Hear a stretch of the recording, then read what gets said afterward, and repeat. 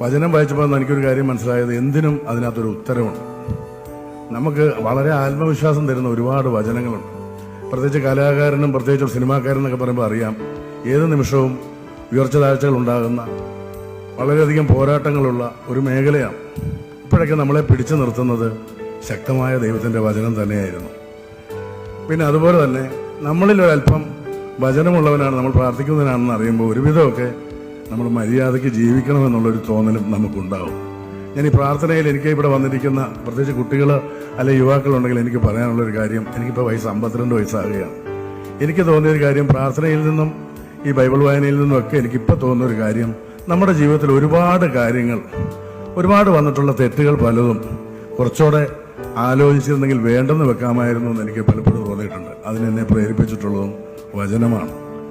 ഇപ്പം ഞാൻ ഈ ആത്മവിശ്വാസം തരുന്ന വചനമെന്ന് പറഞ്ഞത് ഒരു വചനം